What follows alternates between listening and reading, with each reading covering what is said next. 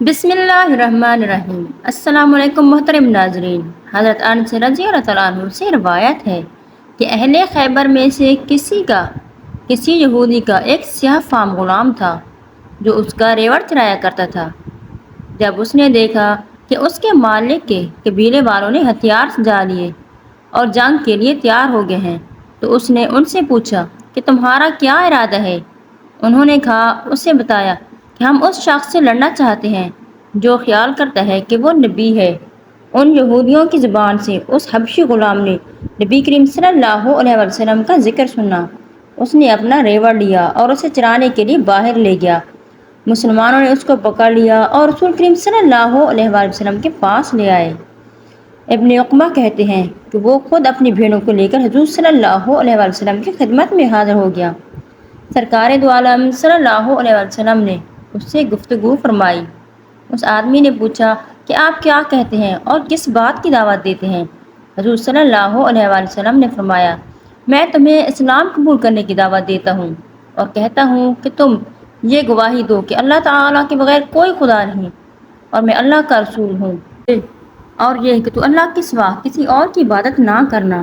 اس غلام نے پوچھا، اگر میں یہ شہادت دے دوں اور اللہ تعالیٰ پر ایمان لے آؤں تو مجھے کیا ملے گا؟ رحمت دو عالم صلی اللہ علیہ وسلم نے فرمایا، اگر ایمان لے آئے تو تجھے جنت ملے گی۔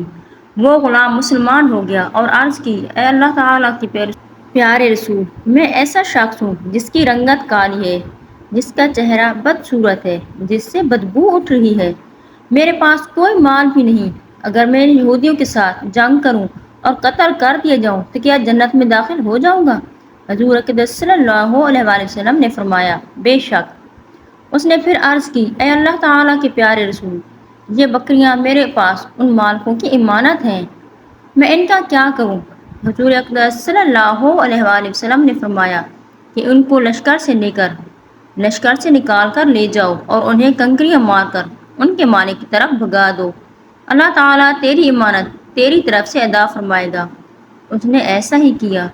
حضور صلی اللہ علیہ وسلم اس کی دیانتداری کے بارے میں سن کر متعجب ہوئے۔ وہ بکریاں اکٹھی ہو کر بڑی تیزی سے اپنے مالکوں کی طرف چل پڑیں۔ یوں معلوم ہوتا تھا جیسے کوئی چرواہا انہیں ہانک کر لے جا رہا ہے۔ چنانچہ ہر بکری اپنے اپنے مالک کے پاس پہنچ گئی۔ پھر وہ حبشی غلام میدان جنگ کی طرف گیا اور یہودیوں سے لڑنا شروع کر دیا۔ اس سے ایک تیر لگا جس سے وہ شہید ہو گیا۔ مسلمان ہونے کے بعد اسے ایک سجدہ کرنے کی بھی مہلت نہیں ملی تھی۔ مسلمان اسے اٹھا کر اپنے لشکر کی طرف لے گئے۔ رحمت دو عالم صلی اللہ علیہ وسلم نے فرمایا، اسے میرے خیمے میں لے جاؤ۔ چنانچہ اسے نبی کریم صلی اللہ علیہ وسلم کے خیمے میں داخل کر دیا گیا۔ جب رسول اللہ صلی اللہ علیہ وسلم فارغ ہوئے تو خیمہ میں اس کے پاس آئے اور ارشاد فرمایا، اے حبشی غلام، تیرے چہرے کو اللہ تعالیٰ نے خوبصورت بنا دیا، تیری بدبو کو خوشبو میں بدل دیا اور تیرے مال کو بہت بڑھا دیا۔ حضور اقدس صلی اللہ علیہ وسلم نے فرمایا کہ میں نے دو حوروں کو دیکھا، اس کے چہرے پر لگی گرد و غبار کو جھاڑ رہی تھی اور کہہ رہی تھی کہ اللہ تعالیٰ اس کے چہرے کو خاک آلودہ کرے جس نے تیرے چہرے کو آلودہ کیا ہے، اس شخص کو ہلاک کرے جس نے تجھے شہید کیا ہے۔